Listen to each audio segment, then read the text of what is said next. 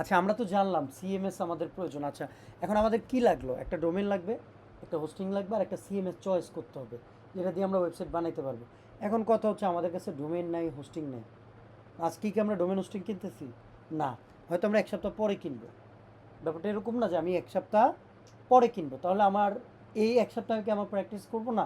সেজন্য কিছু প্ল্যাটফর্ম আছে যারা একটা নির্দিষ্ট সময় পর্যন্ত আমাদেরকে প্র্যাকটিস করতে দেয়, তার মধ্যেও কিছু লিমিটেশন আছে যে তুমি এটা করতে পারবো, ওইটা করতে পারবো না, এটা পারবো ওইটা পারবো না।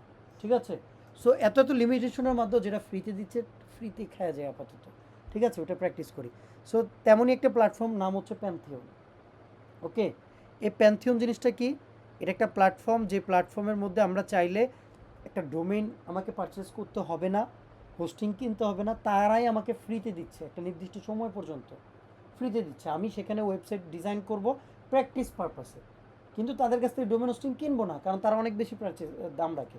যে ডোমেনটা আমি অন্যান্য কোম্পানি থেকে কিনলে $15, $14, $13 দিয়ে কিনতে পারি, তারা সেটার দাম রাখবে $25, এক্সট্রা $10 বেশি। আরও তো এক্সট্রা তারা লাভ এমনিতেও করতেছিল, তাই না?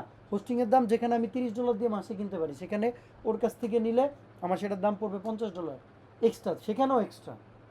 কারণ কি, ভুলক্রমে তার এখানে এসে প্র্যাকটিস করে ওয়েবসাইটটা বানায় ফেলছিলাম, সেজন্য। বুঝছি ব্যাপারটা? ওকে, তাহলে প্যান্থিয়ন কি? প্যান্থিয়ন হচ্ছে একটা প্ল্যাটফর্ম যেখানে আমাকে ডোমেন এন্ড হোস্টিং নিয়ে চিন্তা করতে হবে না, তারাই আমাকে দিবে। এখন আমি প্যান্থিয়ন লিখে সার্চ করি, pantheon.io। এই যে pantheon.com না, pantheon.io লিখে সার্চ করলে এই যে প্রথমেই আসবে, এই যে হলুদ আর এটা। ঠিক আছে, এটা একটা ওয়েবসাইট। আমি কি করব, তার ওয়েবসাইটের মধ্যে এসে আমি নিজের ওয়েবসাইট বানাবো। কারণ ওই যে ফ্রিতে চালাচ্ছি ডোমেন এন্ড হোস্টিং, নাহলে তো আমাকে আবার ডোমেন আলাদা কিনতে হইতো, তার মতো যে প্যান্থিয়ন নিতে হইতো, তারপরে এরকম একটা ওয়েবসাইট বানাইতে গেলে বানাইতে হোস্টিং লাগতো। তা আপাতত তার এই প্ল্যাটফর্মের মধ্যে আমি এটা ইউজ করবো। তো সেটার জন্য আমি গেট স্টার্টেডে গেলাম।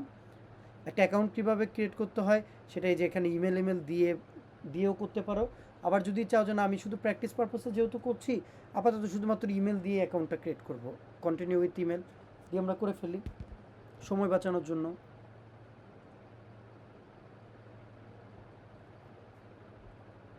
ওকে, সো এখানে তারা আমাকে একটা অ্যাকাউন্ট ক্রিয়েট করে দিচ্ছে। আচ্ছা, অ্যাকাউন্ট ক্রিয়েট হয়ে গেছে, হয়তো বেসিক আরও দু একটা জিনিস চাইবে, সেটা দিয়ে দিয়ে তারপরে এখানে চলে আসবো। এটুকু ক্লিয়ার? মানে এত হামরিক কিচ্ছু না। হয়তো আমি যদি ইমেল দিয়ে করতাম তাহলে একটা পাসওয়ার্ড চাইতো, এই তারপর আমাকে সেটাতে লগ ইন দিতে হতো, লগ ইন দেওয়ার পর সে আমাকে এই জায়গাটায় নিয়ে আসতো।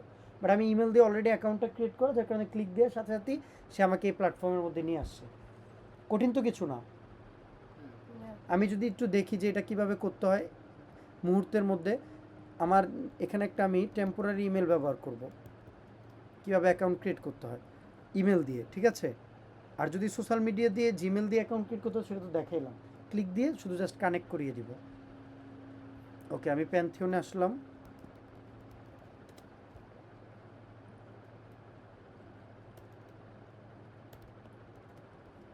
আইও সার্চ করলাম, গেট স্টার্টেডে গেলাম, কপি করলাম। এই যে এই ইমেলটা আমি আমার নিজের পার্সোনাল ইউজ করবো না, এখানে যারা দিচ্ছে ফ্রিতে সেটা ব্যবহার করছি। ইমেল দিলাম, অ্যাকাউন্ট ক্রিয়েট করে দেখাচ্ছি। সে কি বলছে, একটা পাসওয়ার্ড দাও।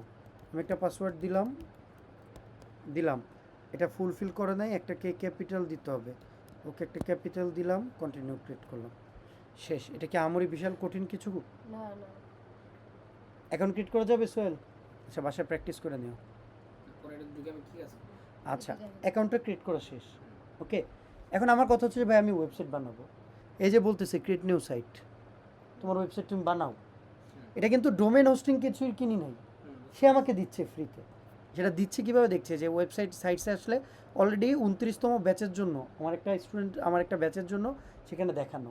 ওকে, তা আমি এখানে আসলাম, হোমে আসলাম, ক্রিয়েট নিউ সাইটে গেলাম।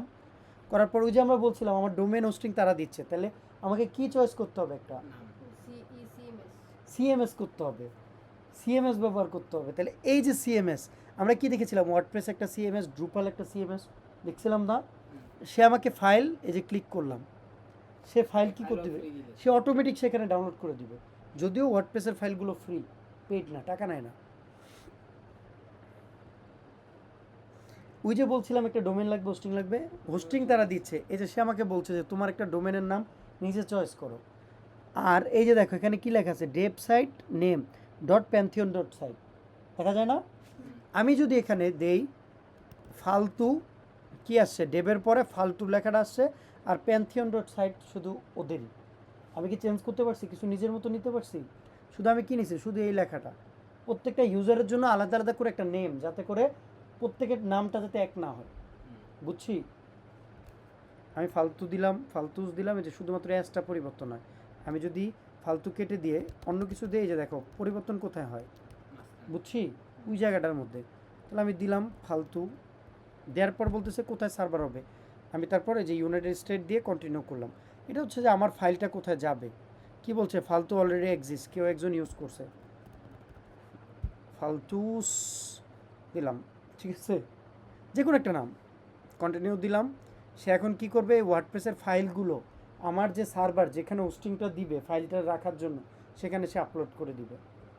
ঠিক আছে, এই যে লোডিং ড্যাশবোর্ড, এই যে ডিপ্লয় সিএমএস ড্রুপাল ওর ওয়ার্ডপ্রেস যাচ্ছে, ডাউনলোড হচ্ছে। ওকে, এটা পুরোটা শেষ হবে, হইলে ওয়ার্ডপ্রেস শেষ।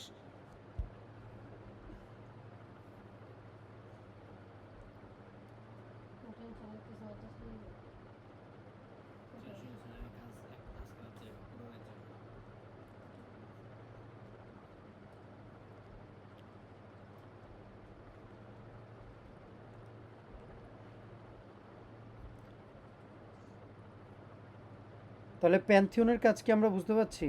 যেখানে একটা install WordPress on the Pantheon server, তারা আমাকে একটা সার্ভার দিচ্ছে, সেই সার্ভারের মধ্যে আমরা ফাইলটা রাখছি। এখন আমরা কি সিএমএস ইউজ করছি সোহেল? Word WordPress. এর মনোযোগটা আর কি এই জায়গা থেকে সাথে টেনশনটার কারণে হয়তো এই থেকে মানে ইয়ে করতে পারতেছেন। আমরা ইন ফিউচার ওয়ার্ডপ্রেস ডিজাইনার হিসাবে নিজেদেরকে বলবো, বা ডেভেলপার। যেমন শাওন কাজ করে, ও কি কাজ করে, ওয়েব ডেভেলপমেন্ট, এই ওয়েবসাইট বানায় এরকম ক্লায়েন্টের জন্য। আবার আমি কি করি, আমি ওয়েবসাইট বানাই, আমি হচ্ছে যে মার্কেটিং করি, সব ঠিক আছে, আবার ট্রেনিং করাই, সব কিছু। সময় দিলে যে যেদিকে আগায়। আচ্ছা, এটা আপলোড হচ্ছে, আমরা একটু সময় দিই। হ্যাঁ, তারপর হচ্ছে আমরা ওয়ার্ডপ্রেসে কি কি দেখব আজকে, কি দেখা সম্ভব হবে? ওয়ার্ডপ্রেসের মধ্যে মূলত হচ্ছে যে আমরা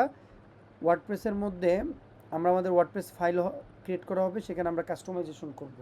ওয়ার্ডপ্রেসের যে টোটাল ড্যাশবোর্ড আছে, ঠিক আছে, সেই ড্যাশবোর্ডে আমরা এটা ইনস্টল হতে থাক, এর মধ্যে আমরা অন্য একটা সিএমএ ইয়ার মধ্যে আমরা ঢুকে যাই, ওয়েবসাইটে যেটা অলরেডি তৈরি করা আছে, আমরা দেখলাম, তাই না? কারণ এটা ডাউনলোড হচ্ছে, সময় নিচ্ছে, তাই না? একটু সময় নিবে। যেমন অলরেডি আমাদের ডেভেলপ করা আছে কোনটা, এই যে বেস্ট 29, আরেকটা এই যে এটা পূর্বের। তাই আমি বেস্ট 29 আপাতত প্র্যাকটিসের জন্য চলে যাচ্ছি। কি করতে হবে, আমাদের ওয়েবসাইটটাতে ভিজিট করতে হবে কিভাবে, যখন আমাদের এই ফাইলটা ইনস্টল হয়ে যাবে, এই যে এরকম প্রোফাইলের মধ্যে লগ ইন করার পর আমরা যদি সাইটসে আসার পর আমরা দেখতে পাবো আমরা কি কি ওয়েবসাইট তৈরি করেছি। যেমন আমরা এখন কোনটা করছি, ফালটুস, তাই না? বাট আমরা এখন প্র্যাকটিস করবো কোনটাতে, বেস্ট 29s, তাই না? তাহলে আমরা এটাতে ক্লিক করলাম আগের, তো ওইটাও আসতেছে, যেটা হোক, তারপরে দেখবো যে সেম হয়ে গেছে। আচ্ছা, এটা আসার পর আমরা কোথায় ক্লিক করবো, এটা যখন সম্পূর্ণ শেষ হয়ে যাবে তখন আমাদেরকে এই ড্যাশবোর্ডটাতে নিয়ে আসবে, যে ব্যাচ 29s, মানে একটা পার্সোনাল প্রোফাইল ক্রিয়েট করে দিবে, যেখান থেকে আমরা আমাদের সার্ভারে যেতে পারবো। ডোমেইন নামটা দিব ওটা এখানে আসবে। হ্যাঁ, রাইট। তারপর আমরা কি করব, সাইট অ্যাডমিনে যাব, ক্লিক করলাম, কোথায় ক্লিক করছি সোহেল? সাইট অ্যাডমিনে। আরেকটা কি আছে, ভিজিট ডেভেলপমেন্ট সাইট, এটাতে যদি ক্লিক করে আমার ওয়েবসাইটটা দেখতে কেমন, ভিজিট ডেভেলপমেন্ট সাইট, আমার ওয়েবসাইটটা দেখতে যেমন সেটা আসবে, এই যে আসছে, ঠিক আছে, ডোমেন। আর এটাতে কি আসছে, একটা লগ ইন পেজ। কোনটাতে লগ ইন পেজ আসছে?